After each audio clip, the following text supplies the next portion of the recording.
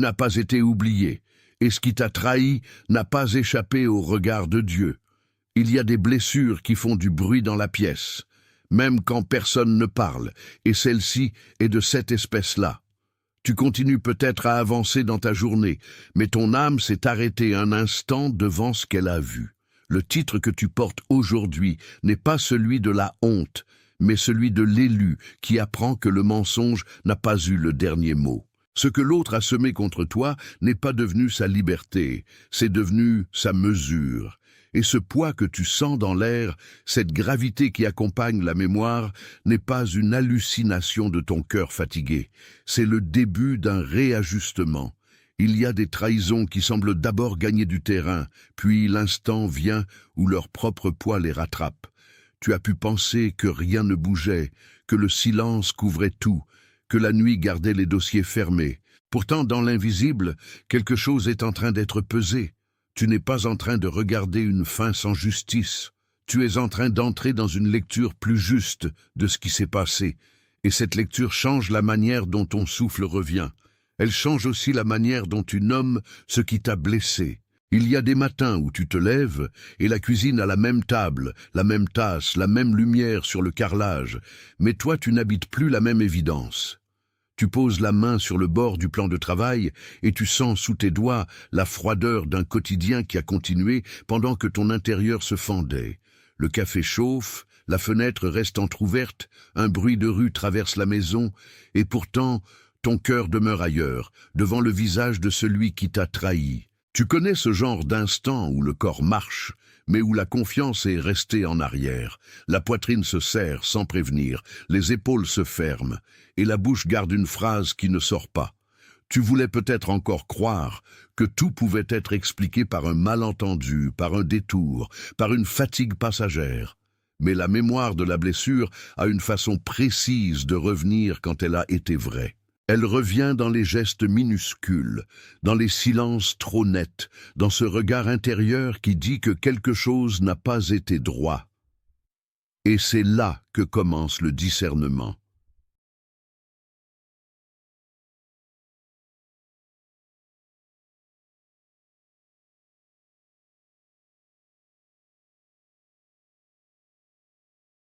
Attention, vous devez vous préparer maintenant. J'ai séparé un matériel pour ceux qui sentent que Dieu parle, mais ne savent pas quand, ni quoi, et vivent dans la peur de manquer le bon moment. Le calendrier secret des élus va vous donner cette clarté. Ce sont 7 secrets du calendrier du ciel, les marques temporelles que Dieu laisse dans la vie de tout élu, pour que vous reconnaissiez les signes, identifiez la saison dans laquelle vous vous trouvez, et voyez la date que Dieu a réservée pour vous avant qu'elle ne passe. Cessez d'appeler coïncidence ce qui est un signe de Dieu. Cessez de vivre selon l'horloge du monde, pendant que le ciel parle dans un autre temps. Cessez d'attendre sans savoir ce que vous attendez. Votre saison est en train de passer, et un élu qui ne reconnaît pas les temps de Dieu arrive non préparé précisément le jour du tournant. Plus de 10 000 élus ont déjà lu les signes et ont eu la conviction qu'ils cherchèrent depuis des années. Ils étaient comme vous. Ils sentaient que Dieu avait quelque chose de prévu, mais ne savaient pas lire les signes. Ils vivaient dans l'attente silencieuse, et ils ont découvert que le jour était déjà dans le calendrier. Il suffisait de le reconnaître. L'offre est ouverte seulement ce mois-ci. Accédez au lien dans le commentaire épinglé maintenant, avant qu'une autre saison de votre faveur ne passe sans que vous vous en rendiez compte. Tu n'es pas appelé à romantiser le faux, ni à nier l'évidence pour paraître spirituel. Tu es appelé à voir avec sobriété ce qui s'est produit et à laisser Dieu parler là où ton cœur a été brouillé. Le mal n'est pas nié, mais il n'est pas souverain. Il est mis à sa place. Et quand il est mis à sa place, ton âme cesse de lui donner le trône qu'il réclamait. Ce que tu ressens dans le corps n'est pas un détail, parce que l'âme écrit souvent son histoire dans la respiration. Tu as peut-être remarqué ces nuits où tu te retournes dans le lit et où l'oreiller semble garder la forme d'une question. Le plafond reste immobile, la chambre est silencieuse, et pourtant, ton esprit refait la scène encore et encore, comme si la répétition pouvait corriger le passé. Les mains se crispent, puis se relâchent, les yeux brûlent. Et il y a cette fatigue particulière qui ne vient pas seulement du manque de sommeil, mais du poids d'avoir fait confiance. Tu n'es pas faible parce que cela t'a atteint. Tu es humain, et la confiance trahie touche plus profond que l'orgueil. Il y a dans cette douleur une vérité que beaucoup ne voient pas. Être blessé par quelqu'un qui devait garder une porte, c'est sentir une maison devenir étrangère pendant un moment. Mais l'Écriture connaît ce type de traversée. Quand Joseph a été vendu par ses frères et que le mal qu'ils avaient voulu a fini par être repris dans une histoire plus haute. Cela ne minimise pas la trahison, cela rappelle seulement que la main de Dieu n'a pas été retirée de la scène. Ce qui a été cassé en toi peut encore être tenu, réassemblé et rendu plus lucide. La honte voudrait te faire croire que tu n'auras plus de paix si tu regardes en face. La vérité, elle, dit que la paix revient quand le mensonge cesse d'occuper tout l'espace, et c'est ainsi que la blessure devient un seuil. Quand une trahison arrive, elle tente toujours de réécrire ton identité avant même que tu aies le temps de répondre. Elle veut te faire croire que tu es naïf, que tu as trop donné, que tu aurais dû voir plus tôt, comme si le tort de l'autre devenait automatiquement ta faute. Tu as peut-être entendu cette voix intérieure dans la voiture, au feu rouge, lorsque le moteur tournait au ralenti et que ton regard se perdait sur le pare-brise. Tu n'avais pas besoin de musique à ce moment-là, seulement de silence, parce que la pensée était déjà assez forte. Le corps se fige alors d'une manière discrète, comme s'il attendait une autre explication capable de retirer l'aiguille. Mais il y a des blessures qui ne demandent pas une explication de plus, elles demandent une vérité plus haute. Et cette vérité n'est pas que tu étais trop, mais que tu as donné depuis un cœur qui voulait le bien. Le mal, lui, s'est servi du bien pour se déguiser. C'est cela qui rend la coupe amère. Pourtant, Dieu ne confond pas ta générosité avec la faute de celui qui l'a exploité. Il voit l'intention, il voit le geste, il voit la loyauté qui a été offerte. Et il sait aussi peser ce qui a été utilisé contre toi. Rien de ce qui a été fait dans l'ombre n'échappe au feu de sa justice calme. Ce n'est pas une menace, c'est un rétablissement.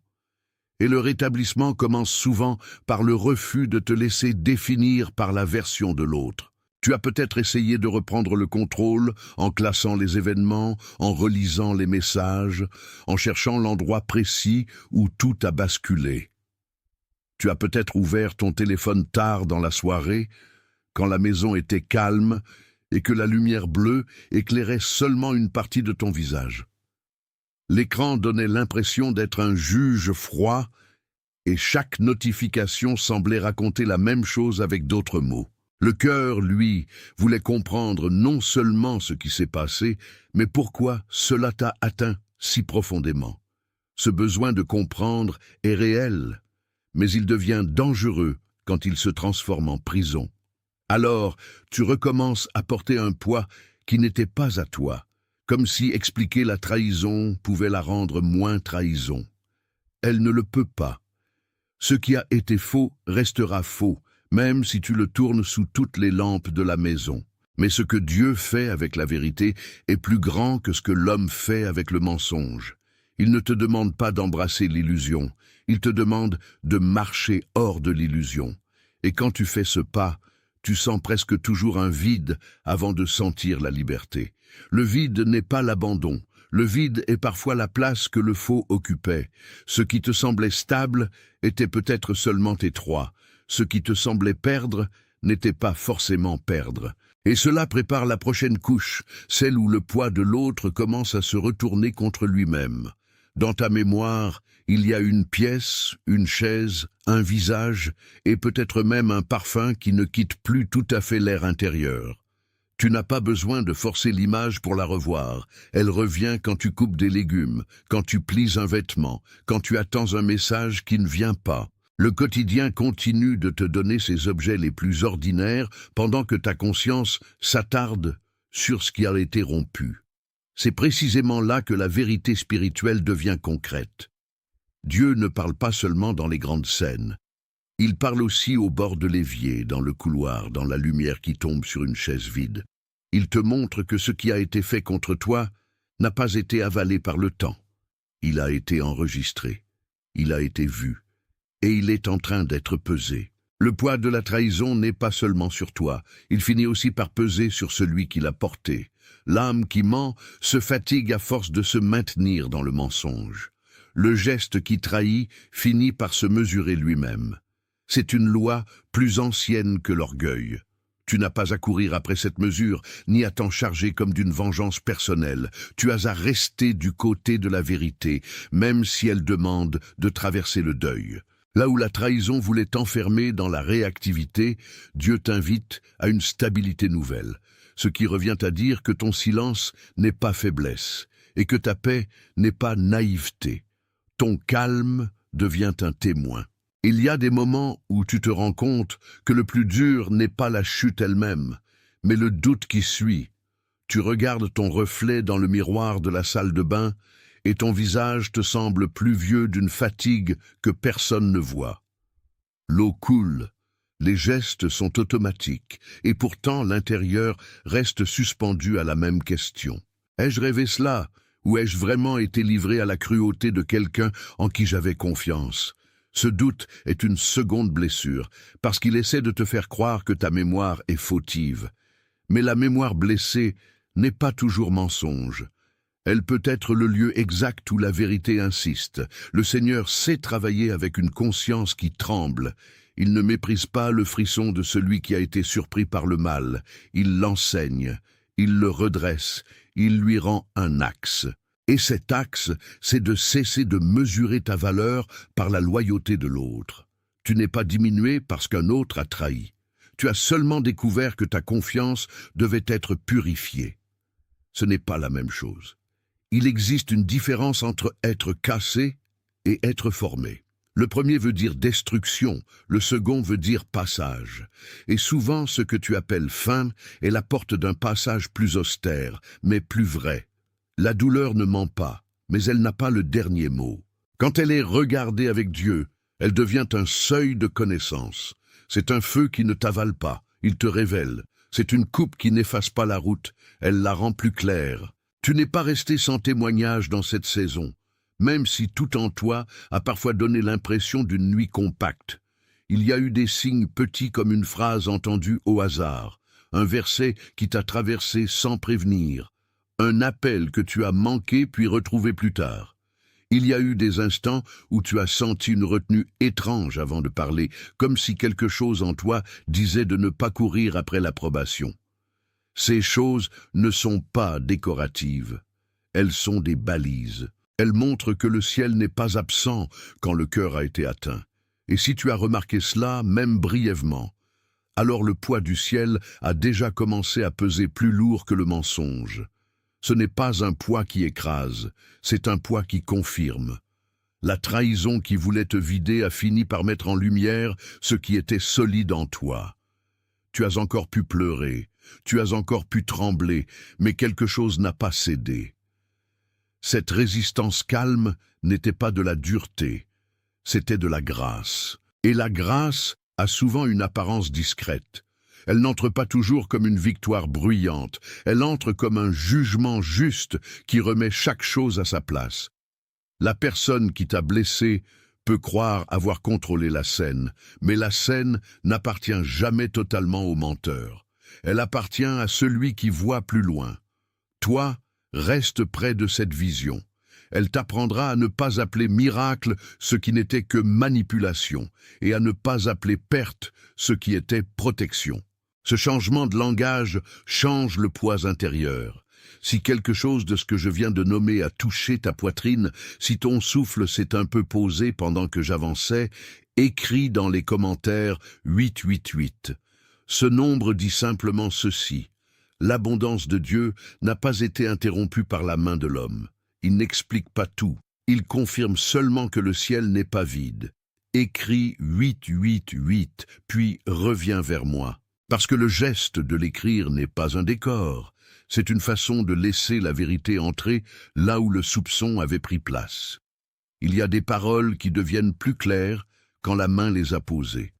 Il y a des accords qui deviennent réels quand le cœur cesse de les garder en secret. Et quand tu ne reviens pas au bruit, tu reviens à la stabilité. La trahison a tenté de te disperser, mais ce petit acte de reconnaissance rassemble ce qui avait été éparpillé. Ce n'est pas magique, c'est relationnel. C'est une façon de dire que tu n'es pas en train de regarder ton histoire comme un étranger. Tu es en train de la confier au seul regard qui ne ment pas. Et ce regard commence déjà à faire descendre le poids du faux. Les épaules, alors, peuvent relâcher un peu leur garde, le cœur aussi. Et ce relâchement n'est pas la fin du combat, c'est le début de la justesse. Il existe une manière pour le mensonge de rester puissant. Il cherche à se faire passer pour la seule histoire possible.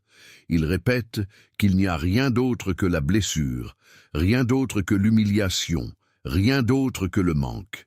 Mais tu n'as jamais été aussi simple que la version que l'autre a fabriquée sur toi.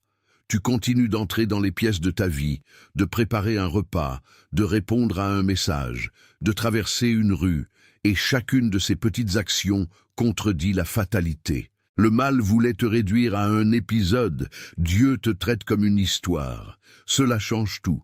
Une histoire peut traverser un chapitre sombre sans se terminer dans l'obscurité. Et parfois, la place de celui qui a trahi devient la preuve même que la confiance devait être purifiée. Tu n'as pas à faire de la souffrance un temple, ni de la douleur une identité. Tu as à laisser la douleur parler juste sans lui confier le trône.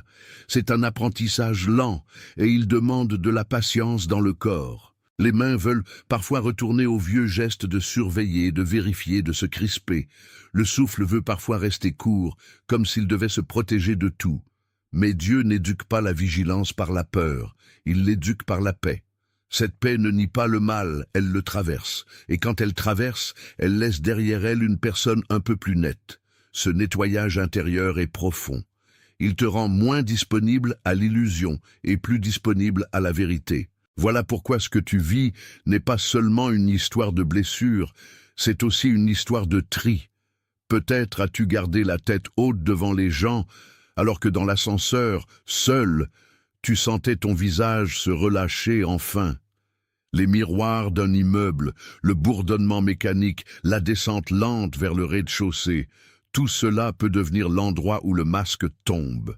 Tu ne l'as peut-être dit à personne, mais tu as déjà connu ce moment où les jambes veulent aller vite alors que l'âme demande seulement une pause. La trahison fait cela, elle désaccorde le rythme intérieur. Mais il y a un ordre qui revient quand Dieu commence à réajuster les choses. Cet ordre ne se voit pas d'abord dans l'événement extérieur, il se sent dans le centre. Les battements du cœur cessent peu à peu d'obéir à la panique. Les pensées, sans devenir parfaites, cessent de courir dans toutes les directions. Tu n'es pas en train de te fabriquer une armure. Tu es en train de recevoir une compréhension plus nette. Et cette compréhension dit que le prix du faux n'est pas rien. Celui qui a trahi peut croire avoir pris l'avantage, mais la main qui pèse n'oublie pas la balance. Il y a des actes qui laissent une lourdeur sur la conscience de celui qui les fait, même lorsqu'il sourit encore. Tu n'as pas besoin de surveiller l'effondrement de l'autre pour croire à la justice de Dieu. Tu as seulement besoin de rester fidèle à la lumière qui t'a atteint. Elle est plus douce que le soupçon, mais plus forte que lui. Et c'est ce passage, silencieux et ferme, qui te prépare à reconnaître la chose suivante. Le poids du ciel devient plus évident quand tu arrêtes de courir après le bruit. Il y a une différence profonde entre être touché et être défait. Une personne peut traverser ta vie avec des mains sales, mais elle ne peut pas décider seule du sens final de ce qu'elle a touché. C'est pour cela que tu as besoin d'entendre à nouveau que Dieu n'a pas été surpris. Il a vu l'échange, la parole falsifiée, le sourire qui cachait la coupe, et il n'a pas quitté la pièce. Cette conviction ne gomme pas la douleur, mais elle l'empêche de devenir prophétie de ruine. Tu peux même sentir dans ton ventre une sorte de contraction quand tu repenses à ce qui s'est passé. Cette réaction est normale. Elle dit que ton être a compris plus vite que tes mots. Mais la vérité spirituelle va plus loin que la réaction. Elle dit que le faux a une date de péremption, alors que ce qui vient de Dieu travaille dans la durée. Le mensonge a souvent une allure pressée. Il veut l'effet immédiat, la réaction, le chaos. La justice de Dieu, elle, peut sembler lente parce qu'elle est exacte. Elle ne se trompe pas de mesure, et quand elle commence à peser, elle fait tomber le masque sans avoir besoin de crier. Ce calme est déroutant pour ceux qui aiment le spectacle. Il est rassurant pour ceux qui ont été blessés. Tu ne dois pas te précipiter pour forcer un résultat. Tu dois demeurer dans la clarté. C'est la clarté qui finira par te rendre plus fort que l'émotion et plus libre que le soupçon. Là où le trahi s'épuise à comprendre pourquoi, l'élu apprend à regarder où va la balance. La colère, quand elle est blessée, veut souvent se rendre utile en reconstruisant la scène minute par minute. Tu peux être debout dans une file d'attente, un panier à la main, et sentir tout à coup la pression remonter dans le cou parce qu'un détail remémoré a rouvert la porte. Le monde autour continue, les voix autour continuent, mais ton intérieur s'est arrêté sur une séquence précise. Ce n'est pas le moment de te condamner pour cela. C'est le moment de reconnaître que le cœur blessé répète ce qu'il n'a pas encore remis. Et ce qui n'a pas été remis n'a pas encore été pesé correctement. Dieu ne te demande pas de tout avaler en silence. Il te demande de lui remettre ce qui te consomme. Dans ce geste, il y a déjà une forme de justice. Il y a aussi un refus de te faire de la douleur un lieu d'habitation. Le faux cherche une maison permanente, mais la présence de Dieu fait du tri. Elle garde ce qui sert la vie, elle rejette ce qui la corrode. Ce tri peut être lent, mais il est sûr. Il agit dans les pensées, dans les souvenirs, dans la manière dont tu prononces le nom de celui qui t'a blessé. Un jour, tu t'apercevras que ce nom n'a plus la même emprise sur ton souffle. Ce jour-là, tu sauras que la balance a bougé. Tu sauras aussi que tu n'es plus enfermé dans le premier récit. Tu entres dans le récit juste. Et ce récit juste n'efface pas la cicatrice. Il l'inscrit dans une histoire plus grande que la honte. Quand tu regardes ta journée avec honnêteté, tu vois que les blessures ne viennent pas seulement au moment de l'acte, mais aussi dans les pauses qui suivent. Il y a le temps du trajet, le temps du retour, le temps où tu t'assieds dans le salon avec une lumière trop blanche, et le temps où tu te demandes pourquoi le silence semble plus lourd qu'avant. Ces temps-là ne sont pas perdus. Ils sont souvent le lieu où Dieu fait son travail le plus discret, parce que dans le silence, il devient plus difficile de confondre agitation et guérison. Tu apprends alors à distinguer une vraie paix d'un simple épuisement. Tu apprends aussi à reconnaître qu'un cœur qui a été trompé a besoin de vérités répétées, non de slogans. Le Seigneur te mène par des chemins où les apparences ne suffisent plus. Ce que tu croyais être un lien solide était peut-être une couture fragile. Et ce qui s'est défait n'était pas toujours ce que tu pensais. Cela peut faire mal de l'entendre, mais cela libère aussi. Car tu cesses de demander à l'illusion de te rassurer. Tu commences à demander à Dieu de te montrer ce qui est réel. C'est une prière qui change l'architecture intérieure. Elle t'aide à sortir de la fascination pour les réponses rapides. Elle te remet au rythme de la vérité. Et la vérité a toujours une manière de peser plus lourd que le mensonge, même quand elle parle bas. C'est ainsi que le prix de la trahison commence à être senti non seulement par toi, mais aussi d'une manière que tu ne contrôles pas, par celui qui l'a choisi. Il y a un passage dans la vie où tu ne veux plus seulement survivre à ce qui t'a été fait, tu veux comprendre ce que cela a révélé. Tu étais peut-être encore en train de marcher d'une pièce à l'autre quand cette question a commencé à naître. Tu regardais la poussière dans un rayon de lumière près de la fenêtre, et tu savais que quelque chose en toi ne pouvait plus revenir au point précédent. Ce n'est pas de l'amertume, c'est de la lucidité. Et la lucidité, quand elle est rendue à Dieu, devient sagesse. Elle cesse de mordre, elle commence à voir. Tu n'es plus obligé de croire que la personne qui t'a trahi a réussi à définir ton futur. Elle a seulement révélé son propre poids. Celui qui trahit transporte ensuite un fardeau que l'on ne voit pas toujours de l'extérieur. Il continue parfois à paraître léger, mais l'âme connaît ses propres dettes.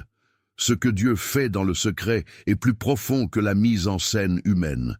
Il rétablit les proportions. Il rend la mesure exacte, et c'est pourquoi la paix peut revenir chez toi sans que tu aies d'abord reçu toutes les explications du monde. La paix revient quand la vérité revient à sa place.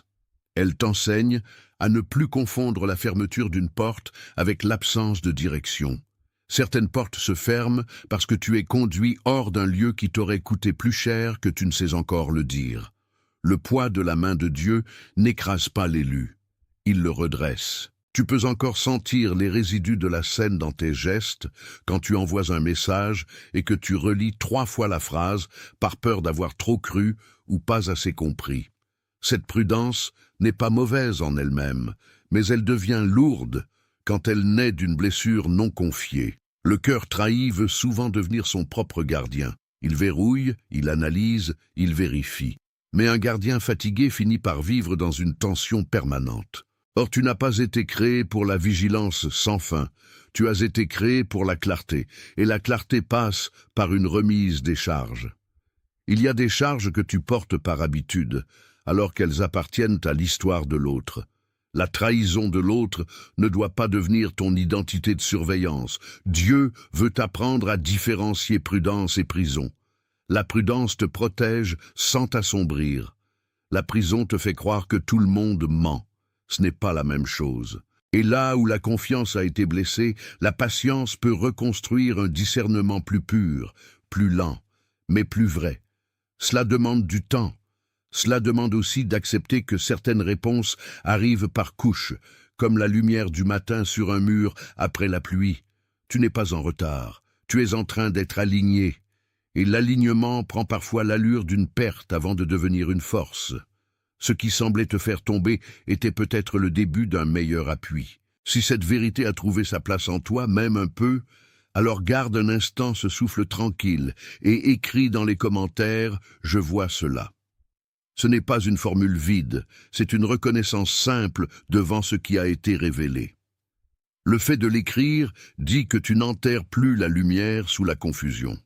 Écris « Je vois cela », puis reviens vers moi. Parce qu'il y a un moment où la perception doit devenir confession pour ne pas se dissoudre. Ce que tu reconnais, tu cesses déjà de le fuir. Ce que tu nommes, tu ne le laisses plus te nommer à ta place. Et lorsque tu reviens avec davantage de netteté dans le regard. La trahison perd alors une partie de son pouvoir secret, celui d'être interprété seulement à travers la peur. Ce simple acte est une ligne tracée dans l'intérieur. Il dit que tu refuses de vivre sous la dictée du désordre. Il dit aussi que tu es prêt à continuer avec un cœur un peu plus lucide, un peu plus doux, et beaucoup moins régi par le soupçon. La porte devant toi n'est pas fermée pour toujours. Elle est peut-être en train de s'ouvrir dans une direction que la douleur ne pouvait pas imaginer. Et cette ouverture commence par la vue retrouvée. Il y a des blessures qui te donnent l'impression que tout doit être immédiatement résolu, comme si la paix était un produit à récupérer au guichet. Pourtant, les choses profondes demandent une autre cadence. Une marche lente dans le couloir, le bruit d'une horloge dans le salon, une lampe allumée dans la cuisine, et ton âme apprend que la vérité n'a pas besoin de précipitation pour être forte. Ce que Dieu fait maintenant dans ta vie a la forme d'un réajustement, pas d'une improvisation. Il remet les choses à leur hauteur réelle. Ce qui t'a été fait ne devient pas plus petit par magie, mais il cesse de devenir plus grand que ta destinée. C'est cela, la main pesée de Dieu. Elle rétablit la balance sans te demander de devenir dur. Tu restes sensible, mais tu ne restes plus exposé de la même manière. Tu restes ouvert, mais tu n'es plus sans discernement. Tu restes aimant, mais tu n'es plus disponible au faux de la même façon. C'est un changement fin, et pourtant immense. Le mensonge aime les extrêmes, la vérité aime les lignes droites.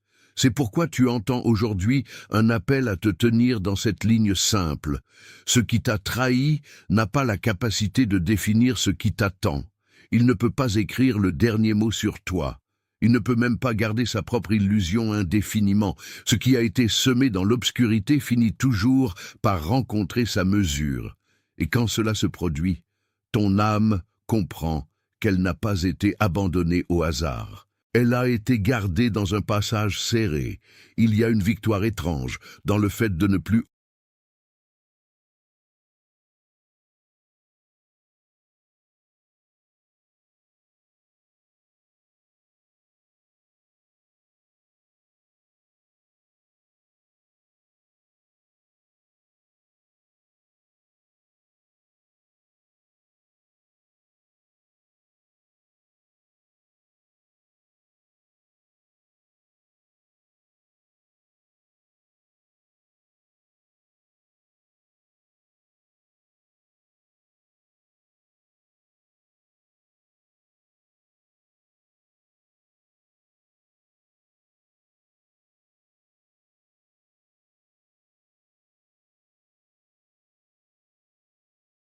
Attention, vous devez vous préparer maintenant.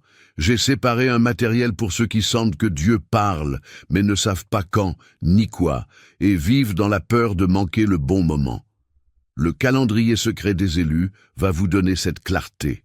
Ce sont 7 secrets du calendrier du ciel, les marques temporelles que Dieu laisse dans la vie de tout élu, pour que vous reconnaissiez les signes, identifiez la saison dans laquelle vous vous trouvez, et voyez la date que Dieu a réservée pour vous avant qu'elle ne passe. Cessez d'appeler coïncidence ce qui est un signe de Dieu. Cessez de vivre selon l'horloge du monde, pendant que le ciel parle dans un autre temps. Cessez d'attendre sans savoir ce que vous attendez. Votre saison est en train de passer, et un élu qui ne reconnaît pas les temps de Dieu arrive non préparé précisément le jour du tournant. Plus de 10 000 élus ont déjà lu les signes et ont eu la conviction qu'ils cherchèrent depuis des années. Ils étaient comme vous. Ils sentaient que Dieu avait quelque chose de prévu, mais ne savaient pas lire les signes. Ils vivaient dans l'attente silencieuse, et ils ont découvert que le jour était déjà dans le calendrier. Il suffisait de le reconnaître. L'offre est ouverte seulement ce mois-ci. Accédez au lien dans le commentaire épinglé maintenant, avant qu'une autre saison de votre faveur ne passe sans que vous vous en rendiez compte.